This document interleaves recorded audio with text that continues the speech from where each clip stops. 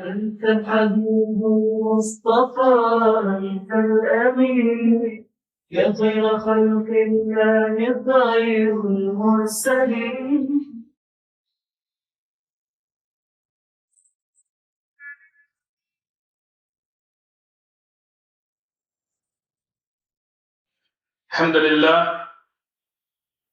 الحمد لله رب العالمين والصلاة والسلام على أشرف المرسلين وعلى آله وصحبه أجمعين أما بعد. Today is a very important dars. Every dars is important, but some durus are more important than others because some things people generally know about, but many things, especially with regard to Seerat al-Nabi alayhi salatu salam, we are ignorant about. And if we do know about it, we don't know what is the correct, authentic sources and what they mention and what is right from wrong because of a lot of the propaganda and because of a lot of the apologistic attitude that has become prevalent or predominant amongst the ائمة today in masajids. We don't know. So that's why it's very important to understand these things. Usually we know about Badr and we know about Uhud. But what happened between Badr and Uhud, many of these things we don't know about. And there's some very important events. But before we get into them, there are 4 categories of people I mentioned in the last dars. That there were people who had hasad, who had a bughd, they had a hatred for the victory that the Muslims got in Badr. What were those 4 categories of people? One, the Quraysh. Of course, the Quraysh, they had gone out with this party-like attitude that they were going to destroy and finish the Muslims, but they ended up getting a horrible defeat. 70 of their major, strong leaders killed, 70 taken hostage, utter defeat. The Quraysh, obviously, they were upset. Secondly, the Yahud, because the Yahud, they used to trick the Arab. Sometimes when I'm talking about history, you can draw parallels to current events. But the Yahud, they used to play with the Arab. They were more well-read. They thought of themselves more intelligent, wealthier. So they would play with the Arab and take advantage of them. And that's what used to happen in Medina. And if you look at any history book, whether Islamic or un-Islamic, historians have said that the Yahud used to cause problems between Aus and Khazraj in Medina. And when these tribes would be fighting, the Yahud would financially benefit from it. And they would become stronger. So when they saw Islam bringing Aus and Khazraj and the Arab together, no more nationalism, no more tribalism, no more war, peace, it was bad for business. People keep telling us today, war is good for the economy. I don't understand, how is war good for the economy? Only if you're building weapons, then it's good for you. But if you're not building weapons, death and destruction isn't anything good for anybody. They say, oh, you use up more weapons. That's like saying you take cars and you throw them in the ocean and that's good for the economy. Well, it's good for car builders, but not for the economy. You could take that money and do better things than build bombs and kill people. But this is the economy that they're talking about. So the Yahuds, for them, the war between Aus and Khazraj was good for them. When Islam brought peace, when the Prophet ﷺ brought peace, this was not good for them. So they had hasad as well. They realized that if this peace spreads, it will be worse for them. The third category of people, the munafiqun, the hypocrites in Medina, who outwardly became Muslim, but in their hearts, they didn't have Islam. They saw that when the sincere Muslims become strong, they will not have their kingdom, they will not have, and this is the thing with munafiqun. The hypocrites, it's always about money and power. That's what they want. They want the dunya. Iman has not entered their hearts. Even today, when you see a mukhlis group of Muslims or a particular alim or a da'i become popular, you will see the first ones to attack him will be the munafiq. The munafiqun will be attack them first. Why? Because they don't want to see real Islam. Quran and Sunnah Islam spread. Whether they want to call you a Wahhabi or this or that or whatever title they want to, they're very good at giving labels nowadays. But they want to stop the real Islam.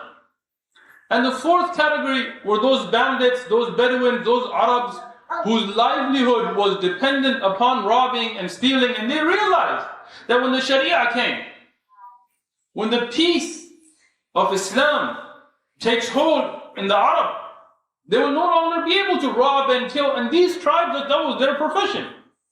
Like Banu Ghaffar and others, that was their profession. That's all they did. They robbed people. They didn't plant, they didn't do business, they were bandits. So they also had a enmity towards Islam, and they were also upset about Badr. And you will find the similar four groups fighting Islam today.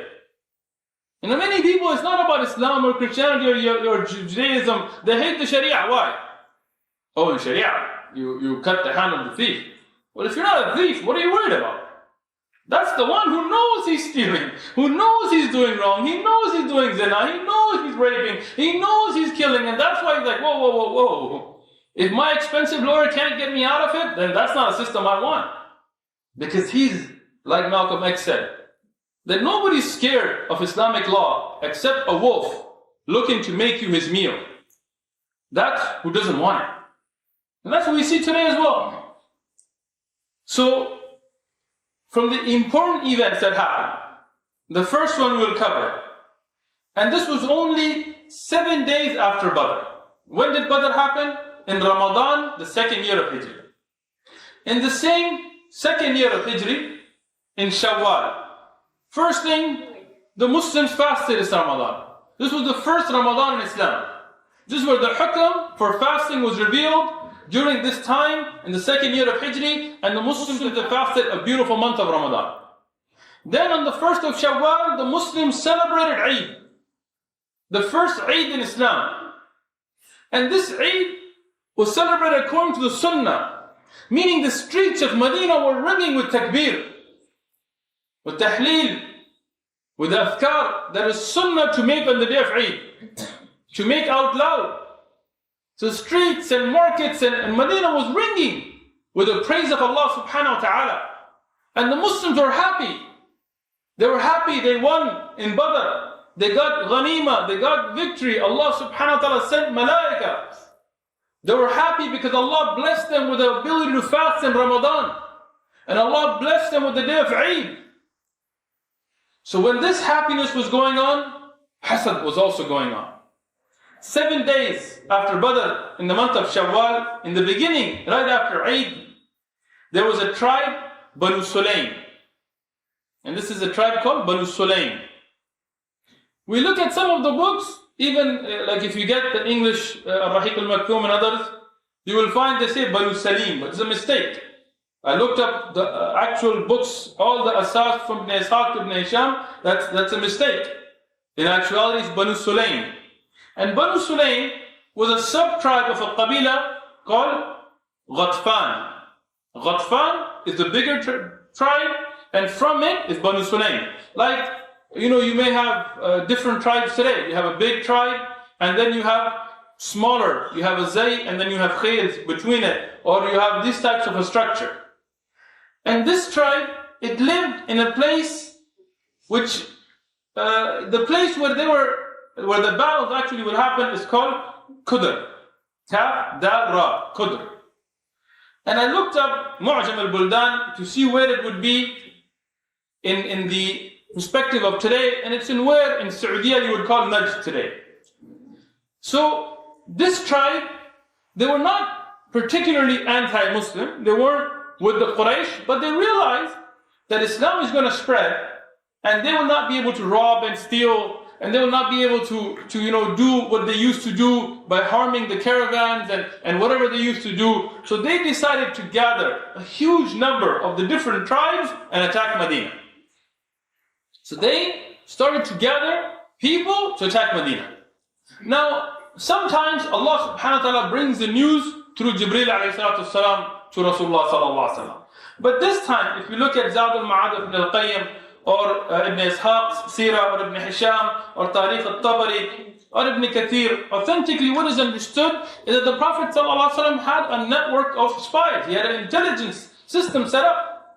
And they came back and gave the news to Rasulullah ﷺ that Banu Sulaym wanted to attack Rasulullah sallallahu alaihi wasallam in Medina, and they planned to kill the Prophet sallallahu alaihi wasallam and massacre the Muslims and take their wealth and end this light of hidayah, of guidance and peace that was about to spread over the Arab Peninsula.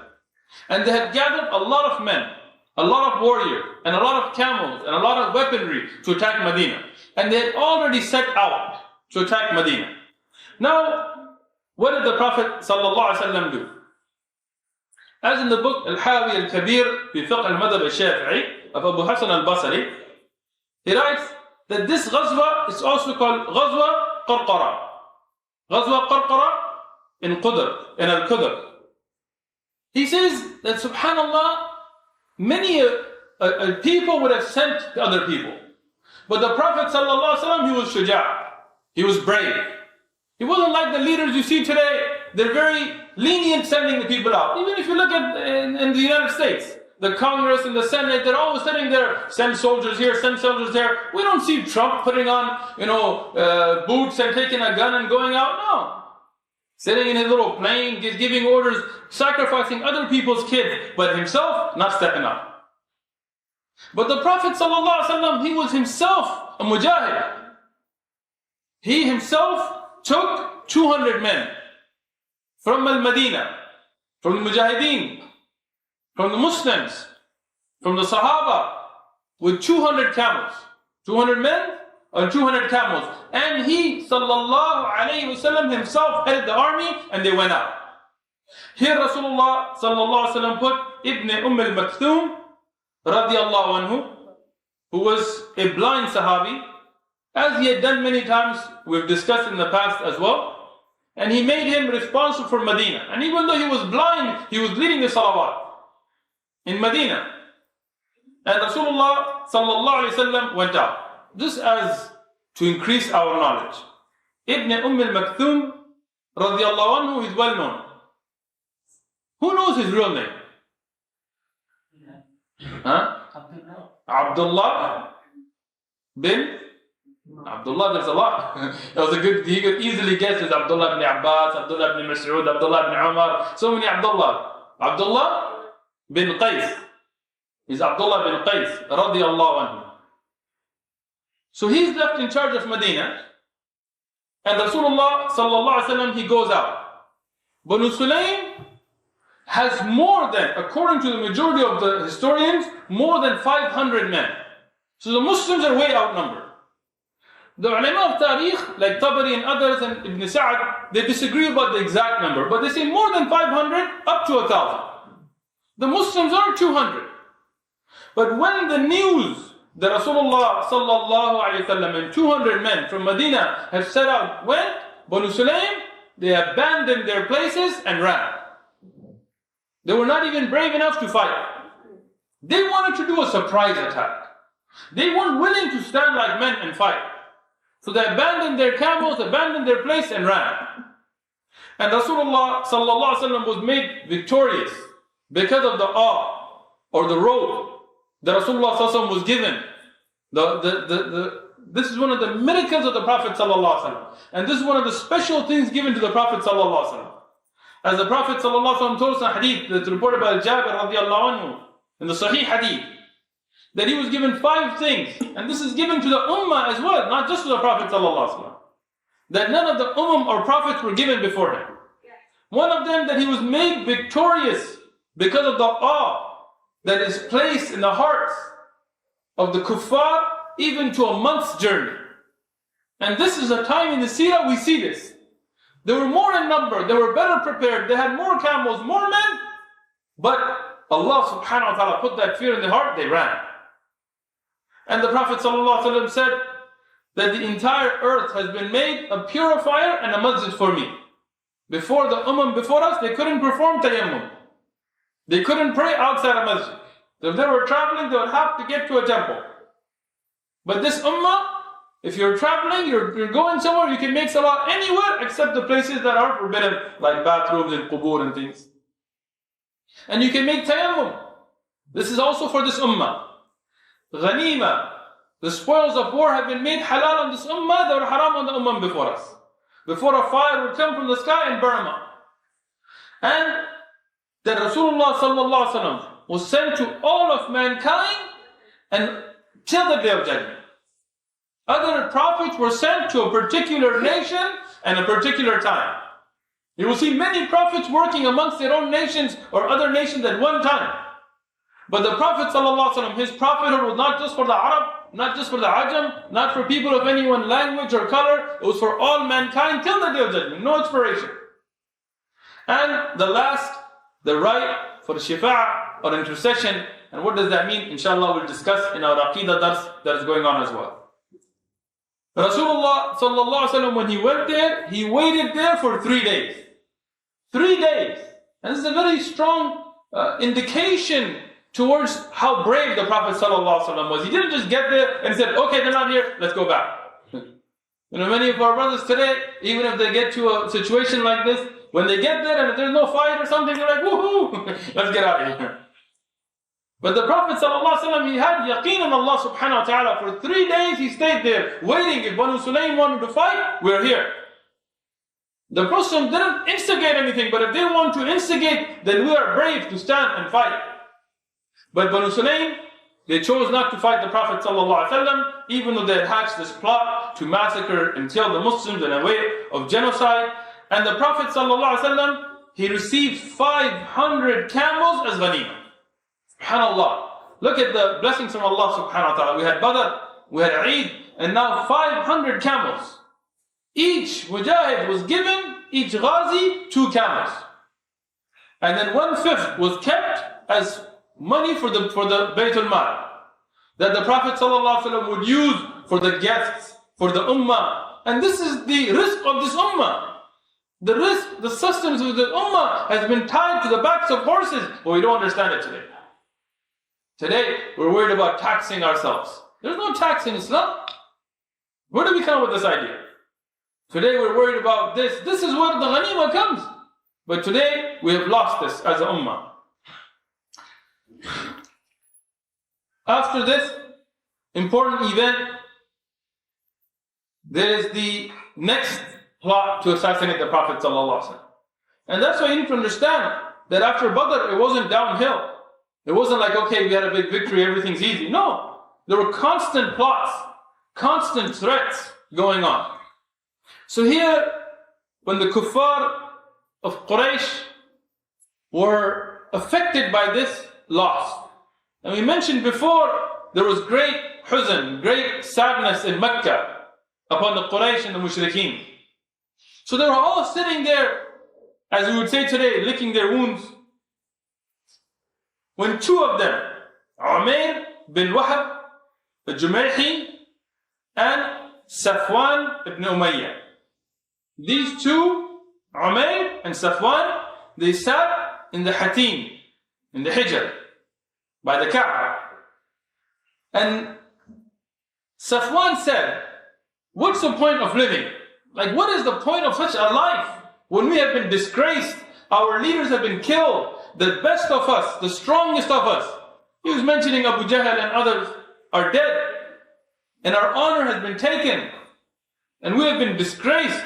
And even though we were more in number and stronger in training and weaponry, but we were destroyed, what's the point of going on with this life? So Umayr, he tells him that I swear, if it wasn't for the debt, for the things the money that I owe, and the upbringing of my children, if it wasn't for these 2 things, then I would have gone to Medina, na'udhu billah, this is their plot. He said, I would have gone to Medina and killed the Prophet sallallahu alaihi wasallam. Even if he didn't say it, we should say it. I would have killed the Prophet sallallahu alaihi wasallam. But there's 2 things that hold me back. One, I owe money. And this is interesting. It shows the Arab had a great understanding of the importance of paying your debts. Like even after death, he was worried about his debts. And they were concerned about the upbringing of their kids. He wasn't just worried about them eating, but he said that they will go astray, they will go bad. They will not have a father figure to guide them. He said, if it wasn't these 2 things, I would have done it. Safwan, he became happy at this because Umayr was a very strong man. He used to do a lot of shar, like he used to do a lot of evil, but he was known that when he put his mind to something, he did it. And he was not afraid to get his hands bloody. That was his reputation in Mecca. So when he said this, Safwan ibn Umayyah, he told them, okay, I'll tell you what, all your debts, consider them paid. If you do this, I swear to you, I will pay off your debts. And your children will be my children, meaning I will feed them and raise them and care for them like my own. And the Arab, one of the strong qualities of the Arab was they would keep their word. They were true to their word, even in Jahiliyyah. So when he said this, Umayr told him that there is one thing I ask of you, keep this a secret. Don't tell anybody. Safwan told him, you have my word, nobody will know of this, not even my own family. And that's important, because Umayr knew that if this news reached, then his plan would be spoiled. So he said, don't tell anybody, and he decided that he would go straight home, not to waste time. He went straight home, told his wife, sharpen my sword and poison it. The Arab, what they used to do when they wanted to make sure that they kill somebody, they would poison the sword. So when they would hit them, the poison would go through the body, and even if the blow from the sword doesn't kill them, the poison would kill them. So he told his wife, sharpen my sword and poison it. In one of the narrations that Al-Tabari brings, his wife asked him, why? He says, don't ask me why, just do it. He didn't even tell his own wife what he was doing. Sharpened the sword, poisoned it, and set straight for Medina. When he reached Medina, he came with the excuse. What was the excuse? Umayr bin Wahab had a son named Wahab. His father's name is Wahab, and his son's name is Wahab. His son was captured in Badr. So his excuse was that I'm here to free my son. So when he got to the door of Masjid al-Nabawi, who was the first one that noticed him? Umar bin Khattab radiallahu anhu. Subhanallah, look at the farasa. Look at what Allah subhanahu wa ta'ala blessed Umar radiallahu anhu with. Those that hate Umar radiallahu anhu, how do they read the seerah? How do they read the seerah? Umar bin Khattab radiallahu anhu, he saw him and he realized this man is up to no good. What's farasa? Farasa is that you read a face. It's not being psychic, it's not fortune telling, it is a blessing from Allah subhanahu wa ta'ala. Imam al-Shafi'i studied it. He went to the Bedouins and he studied farasa. When you look at somebody and Allah subhanahu wa ta'ala tells you, through looking at them, what is not apparent to others. It's not magic. This is something given to the believer. That's why the Prophet ﷺ warned against the farasa of the mu'min. So here Umar bin Khattab radiyan saw him and he said, هذا الكلب عدو الله and والله ما جاء إلا للشر. Subhanallah, look at the words of Umar bin Khattab radiallahu anhu. He said, this dog, kalb was a very harsh thing to say. Today, if we call some enemy of Allah a bad name, I was making fun of Trump in a talk, and a brother came up to me, brother, he's the president, don't make fun of him. You think I care about him? Trump? I don't care about Donald Trump any more than Ronald McDonald. They're both clowns. They both have funny hair. I don't care about him. I'll call him whatever I want to call him. Not scared. No, brother. You gotta show respect. Why? Did he respect me? Did he respect my community? So he said, هذا الكلب, this dog, this enemy of Allah, wallah, he did not come except to cause problems. Umar bin Khattab radiyan, he went to the Prophet ﷺ and he told him that Umayr bin Wahab has come, and wallahi, I know he's come for evil. Even though his plan was secret, but Umar radiyan, he had farasa. So the Prophet ﷺ, he told him, bring him. Look at the Prophet, he's not afraid. He told him, bring him, let him come. Umar bin Khattab radiyan went and he grabbed him and grabbed his sword. It was in a sheath, so he grabbed the sword and grabbed him. Umar radiyan was a strong man, a big man. So he held him firm so he doesn't try anything. And he told the Sahaba, come close to the Prophet ﷺ. Yani, be close to the Prophet ﷺ, so if he tries anything, we'll leap on him. When he came close, as Ibn Hisham, he mentions, the Prophet ﷺ told Umar bin Khattab, let him go. Let him go. Look at the bravery of Rasulullah sallallahu alaihi wasallam. Look at our leaders today. How scared are they? They love this dunya. Look at the Prophet sallallahu alaihi wasallam. He told them, let him go. And he told the Sahaba, give us room, back up. The Sahaba backed up, they obeyed the Prophet sallallahu alaihi wasallam. Umar bin Khattab radiyan, he said, I will leave him, but I'll take his sword. Rasulullah said, no, leave his sword with him. Let him have his sword. SubhanAllah. Now Rasulullah, he's unarmed, he's sitting there. Let him have his sword. So he leaves the sword. Umayr thinks, that's it, I got it. So now he's looking for an opportunity to attack the Prophet sallallahu alaihi wasallam. So the Prophet sallallahu alaihi wasallam, he told him, Ya Umayr, say what you have to say. In one of the narrations, Umayr started the conversation with An'amu Sabahan. An'amu Sabahan was a greeting from Jahiliyyah. This is how in the time of Jahiliyyah, the Arab used to greet each other. So what did the Prophet ﷺ told him? The Prophet ﷺ told him, قَدْ أَكْرَمْنَا اللَّهُ سُبْحَانَهُ وَتَعَالَى بِالتَّحِيَّاتِ الْخَيْرِ مِنْ هَذَا تَحِيَّاتِ الْأَهْلِ الْجَنَّةِ السَّلَامُ عَلَيْكُمْ. SubhanAllah. Rasulullah didn't say, oh, it's okay, he's like this. No, he told him, we don't use these greetings anymore. Allah subhanahu wa ta'ala has blessed us. He has made ikram of us. Akramna. With a greeting better than what you were greeting with.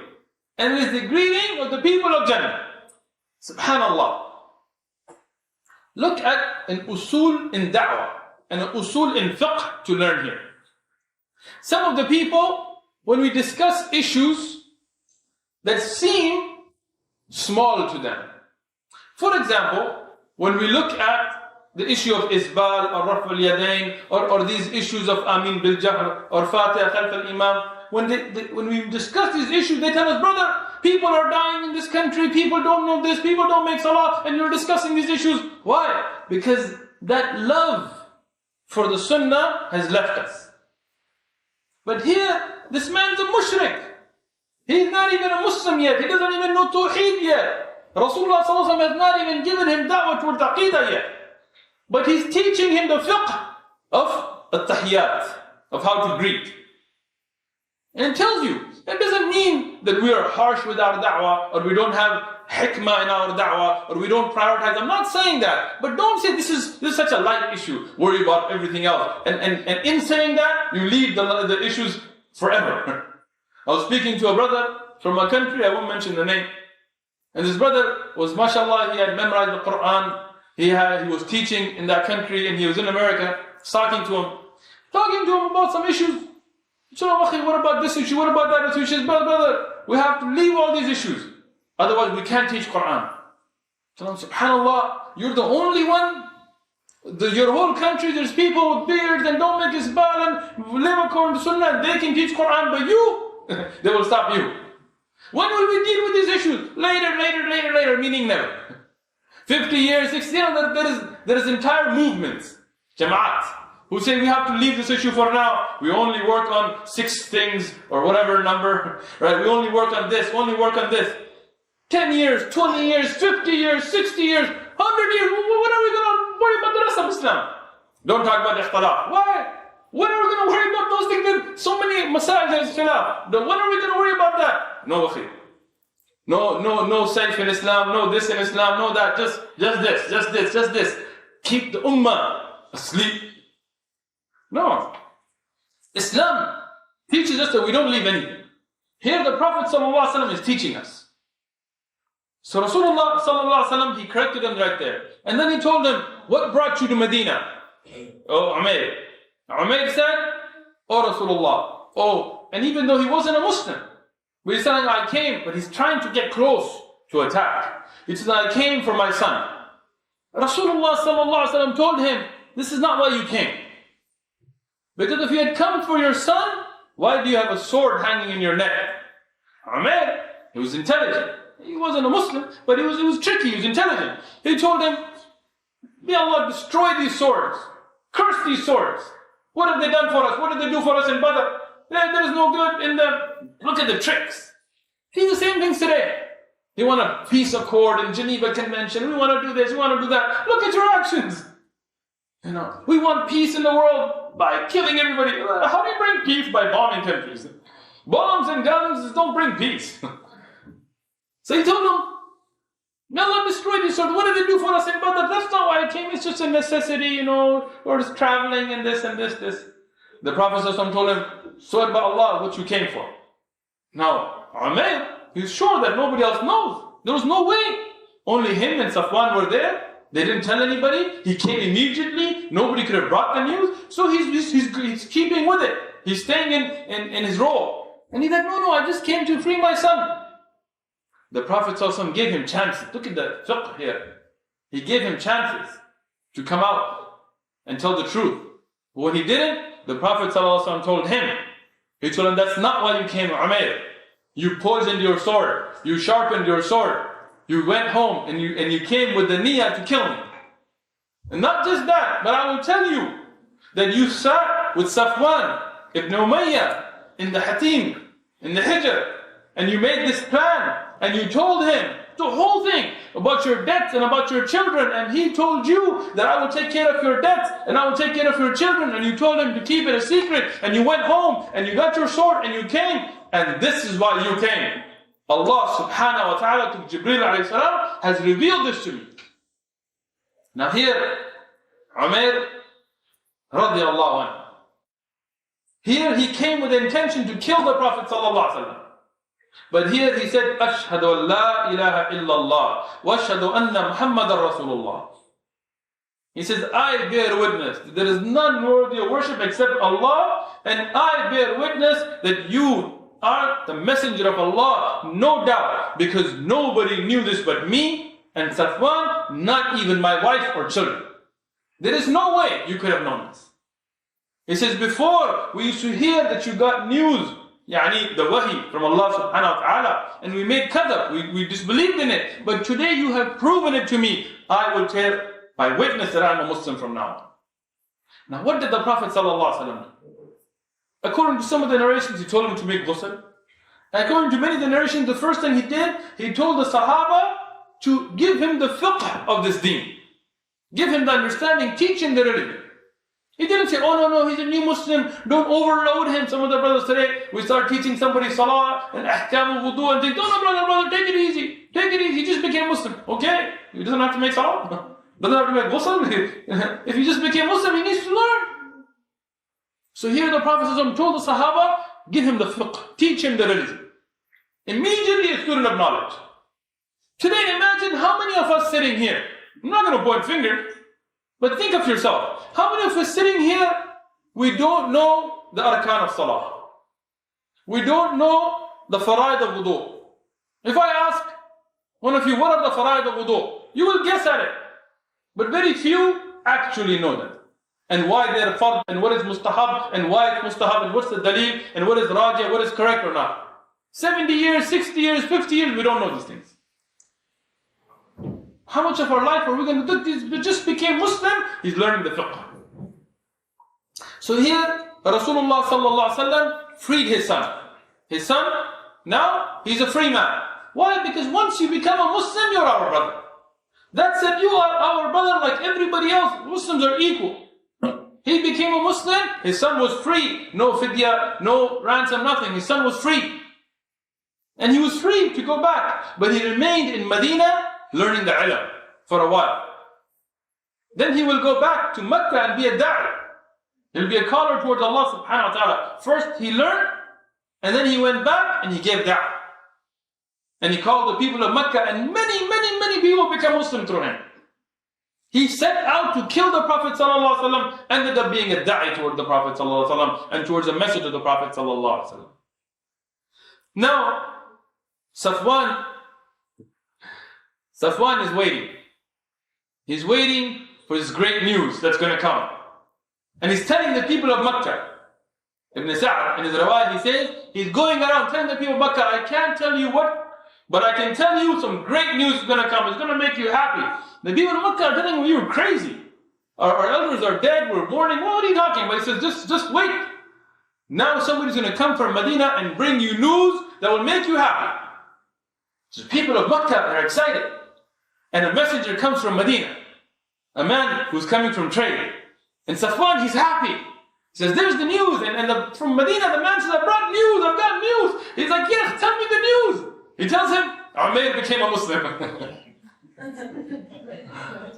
Safwan, in some of the narrations, he hit himself. Other narrations, he started to curse himself. And he says, Wallahi, I will never do anything good for the family of Umayr. And how could this happen? And subhanAllah. They make their plans. And Allah subhanahu wa ta'ala makes His plans. And Allah subhanahu wa ta'ala is the best of planners. The next incident, inshallah, this is the last one that we'll cover today. Might not even get through the whole thing. But historically, and in da'wah, and in many of the misconceptions, it's a very important incident. And I was listening to some of the lectures of some of our, I don't know, we call them da'at or a'imma, or what do we call them today? Preachers. And they've totally twisted this to try to apologize to, I guess, who must be their, what do they call them? No, not teachers. Guiders? No. Mentors, I'm sorry, yes. Because apparently our scholars have Yahudi mentors today, so try to please their mentor and their teacher. They totally twist this up now. But we're going to keep it real, inshallah. By the will of Allah subhanahu wa ta'ala, according to the kitab of Allah and the sunnah that is sahih and the tariq that is authentically reported. Whether people like it or not. So here, there is the second group that I mentioned. From the four groups. The second group that I mentioned are the Yahud. And the Yahud in Medina, they used to play with the Arab, as I've discussed already. And when they realized that this da'wah is becoming strong, they were upset. Now if you remember in the earlier durus, when the Prophet ﷺ came to Medina, he made a peace treaty with the Yahud. Our Prophet ﷺ, he was a man of peace. He loved peace. And he always kept his word. Every single treaty, whether with the Quraysh, whether with the Yahud, whether with anybody, he kept his word. When he made a deal, a treaty, he fulfilled it. So the Prophet ﷺ, he made a peace treaty with the Yahud. And a part of that treaty, as if you remember from the earlier durus, and if you don't, inshallah you can watch the video, was that we will not want bad for each other. We will not to cause problems with each other. We will live wanting good for each other. We will not attack each other, we will not harm each other. This is the treaty that was made with the Yahud. And the Yahud at that time, they made the treaty. But after Badr, when they saw that the Muslims were becoming victorious and they're growing in number, that hasad, it flared up. And they started to cause problems for the Prophet ﷺ and for the Muslims. There are two names given here to the tribes. One, Banu Qurayza, and that's what we usually find in the books, but also from the souk that they have, the marketplace. They're also called Banu Qanuna, Qaynuqa, Qaynuqa. And this was for the souk that they had. Banu Qurayza is actually their tribe, and Qaynuqa is their marketplace, so they went by both names. These Yahud were very powerful. Why? Banu Qurayza had the blacksmith market corner. They were the blacksmiths of Medina. And what do blacksmiths make? Swords, weapons, armor. So they were heavily armed. And they were the goldsmiths. Surprise. So they have the gold market corner in Medina. So they had a lot of wealth. And because they had the gold market corner, they were the ones that would lend people money. So the banking industry of Medina was a monopoly controlled by the Yahud. So the financial industry, the weaponry was controlled by them. So they were very strong. And amongst the different tribes, Banu Qurayza, they were known for being good fighters as well. So they were a strong power in Medina. So what did they start to do after Badr? They started to cause problems. And one of the historical incidences that happened after Badr is there is a Yahudi old man. His name is Shas ibn al-Qais. Shas ibn al-Qais al-Yahudi. And he's from Banu Qurayza. And what does he do? He goes by the Ansar. And the Ansar, they used to be in two tribes, Aus and Khazraj. And they used to have wars. And he sees them as Muslims now. Because when you become a Muslim, tribal loyalty ends. We are brothers in Islam.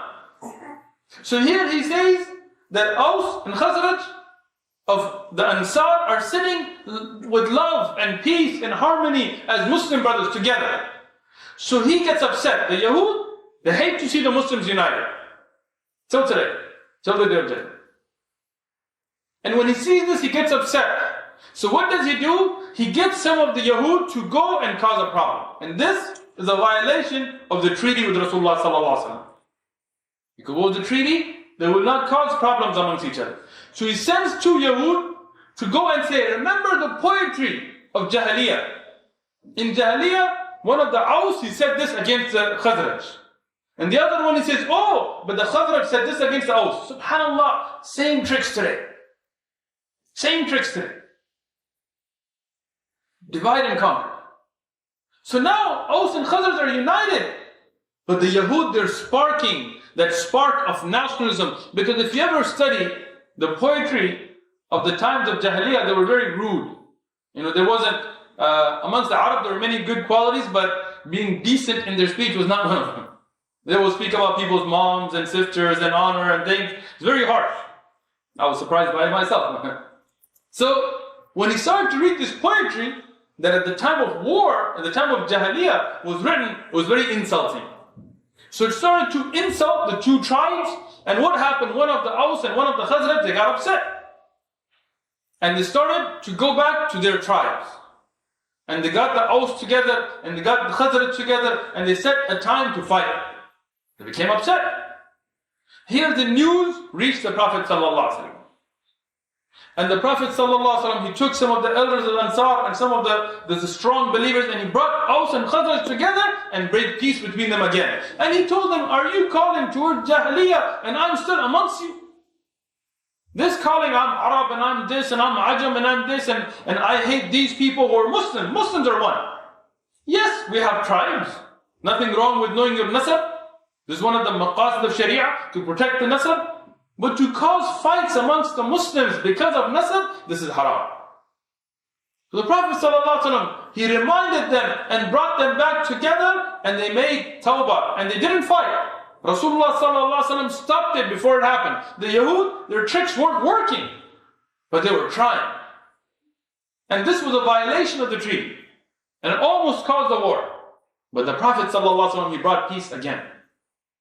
And the Sahaba, they came together, and they again did not let the Yahud and their trick them. But the Yahud didn't stop. This is already a violation of the treaty. But they didn't stop. The next thing, and here it's open.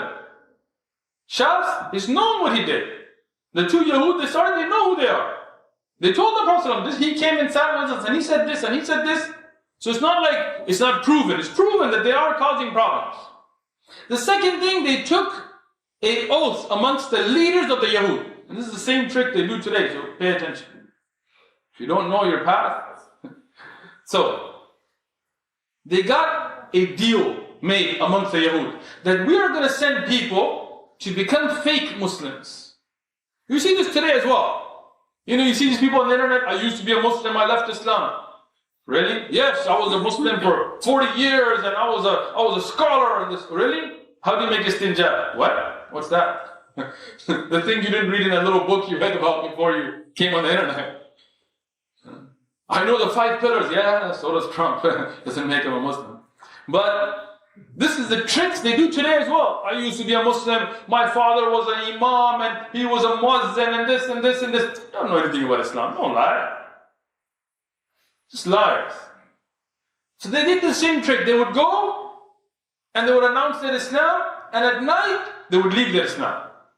And this is before the ahkam of the murtad were given. So they would go in a Muslim in the daytime and say, I'm a Muslim. And at night they would say, this religion isn't that great, I'm leaving it. And the idea was to try to misguide the Muslims, because the young Muslims that see this person become a Muslim and then leave, it would dishearten them that they would leave Islam as well. And they're doing this till today.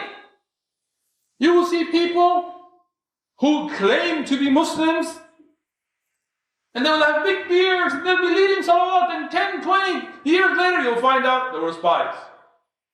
All those salawat made behind them, what are you going to do? You know, so this is a trick they still use today.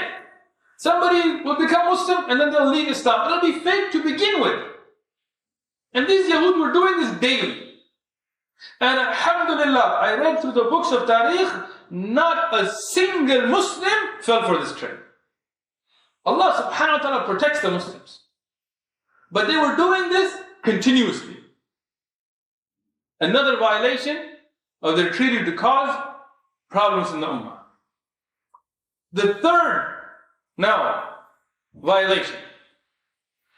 They controlled the gold industry and the financial industry. So what did they do? After Badr, not before. They told the Muslims, if we owe you money, that contract is now null and void. Why? He said, because we borrowed that when you were on a different religion, and now that you change your religion, that contract is gone. But if you owe us money, you need to pay right now. This is a trick today too. IMF and all these banks, that's all they do.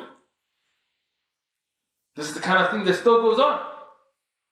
So what did they do? And such an unfair practice. If we owe you money, that money is gone. But if you owe us money, not only is it still there, but you need to pay us right now. Even if your contract was for 6 months or a year or whatever, you need to pay right now. And they started to cause a very big financial problem because they controlled the finance of Medina, like Germany and America and other places. They controlled the banking. So now the Muslims, when there was Muslim money that was owed, now it was not being paid. And when the Muslim owed money, even though he had time in his contract, he was told you have to pay. And day and night they would disgrace them, and they would dishonor them, and they would speak bad about them, and they would curse them and go into their houses and take their stuff. All this going on as well. So here, what did the Prophet ﷺ do? What did the Prophet ﷺ do? We've discussed 3 violations of the treaty, and there's many more. I'm just mentioning some as a summarized. The Prophet ﷺ, from his akhlaq, from his love for peace, he gathered Banu Qurayza. And he told them, look, we have a contract that we live by. We have a treaty that we live by. Don't break your treaty. Live by your treaty. Live in peace, because look what happened in Badr. Don't think that if you continue to push us, we're not going to retaliate. And this is a very strong and important principle. You know, somebody has good akhlaq, people think they're weak. Somebody is patient for the sake of Allah, people start to tramp on them. It's not that the Muslims couldn't fight them. The Muslims weren't afraid of them, but they loved peace. They lived by their treaties. So the Prophet ﷺ didn't attack them. He didn't go to war, he gathered them. And every history book will mention this. He gathered them in their marketplace and he told them, look, let's work towards peace. Let's work together. You have a treaty. We have lived by our side of the treaty. Live by your side of the treaty. And what did they say? The Yahud, they turned to the Prophet ﷺ in an insulting manner. In a insulting manner. And they said that don't tell us about Badr, because that was against the Quraysh. They had no idea how to fight. The Quraysh, they were warriors. But he said they had no idea how to fight.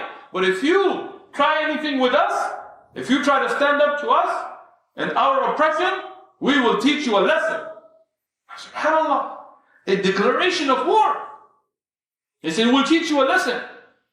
We will take you out of Medina. We will not let you live. This is our city. This is our industry. We're going to live like this. We're going to violate. Do something. Look at this. It's a declaration of war. And an insulting way. that they told the Prophet ﷺ. But the Prophet ﷺ, he was patient. Why? Because of the love for peace that the Prophet ﷺ had. Because the Prophet ﷺ wanted guidance for them. He wanted good for them. He didn't want bad for them. Even after their harsh words and their actual actions and breaches of the treaty, the Prophet ﷺ was patient with them. He went back, he didn't fight with them. He gave them a chance. But the next incident, and Ibn Ishaq and Ibn Kathir and others have mentioned this authentically. What happened is a Muslim woman. Some of the ulama of Tariq, they said she was an Arab, not a Muslim, but the stronger opinion, stronger asanid showed that she was a Muslimah. A Muslimah, she went out to the market to buy some gold. And she had her face covered. All of our modernists, brothers and sisters, pay attention. So she had her face covered. And she was buying gold from a Yahudi. The Yahudi, he told her, uncover your face. Like in the past, you didn't have your face covered. Why are you covering your face? She told him, what does my face have to do with you? Whether it's covered or uncovered, what does that have to do with you? Now, in the Sharia, in certain cases, like in court cases and certain things, you're allowed to show your face. But here, there was no need for it. He wasn't trying to identify her. She's buying something, take your money, give the gold, that's it. But he was trying to be evil. So he told her, uncover your face. The kuffar, they hate to see a Muslimah have haya. When they see a Muslimah sticking to the Islamic order, whether it's in France, whether it's anywhere else, they hate it. They want to ban it. Why? Let a woman practice her religion. It's her choice. It's her body. It's her freedom. No. If you want to go around naked, it's your freedom. But if you want to have haya for the sake of your Lord, or because of your Allah subhanahu wa ta'ala, and you want to live a decent life, no, that's not your choice. Why? So here, he told her, uncover your face. She said no. So while they were there, he played a trick. And the honor to the Muslim is a very important thing. Today, our brothers and sisters have lost their ghira. But to the Muslims, in the time of the Prophet ﷺ was very important. So what did he do? He tied the back of her izar. The izar, the loincloth that the Arab used to wear, he tied it to the back of her loose garment. So he tied it in such a way that when she moved, because they didn't have like the abaya exactly like the way we have today, they had loose garments, loose cloths that they would cover themselves and wrap themselves and cover their faces to the best of their abilities. So when she was covered, but when she moved, it pulled off her izar, and her behind, it became exposed. Her awra, her private became exposed. SubhanAllah, look at these kilab. Look at these dogs. Look at these people of no honor. What has she done to you? What has the Muslim woman done to you? Nothing. But you want to dishonor her. And you think this is something to play with? Try it. So here, when she yelled out of this strike on her honor, one of the Muslims, he got up. Even though he wasn't her brother or her father, but the honor of every Muslim woman is the honor of every Muslim man.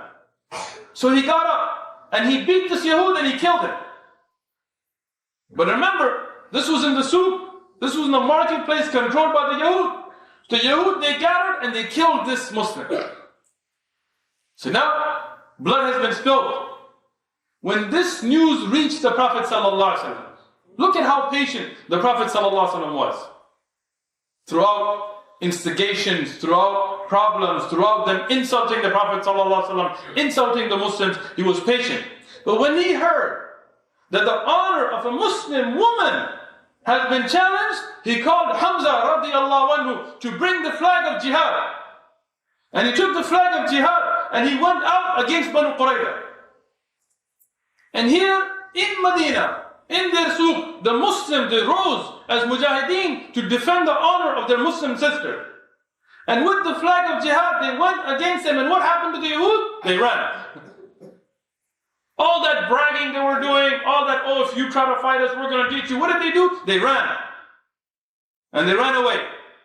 And they had castles set up. They had fortresses set up. They went into the fortress of Banu Qurayza and locked themselves. And then what happened next, inshallah, we will discuss next Saturday.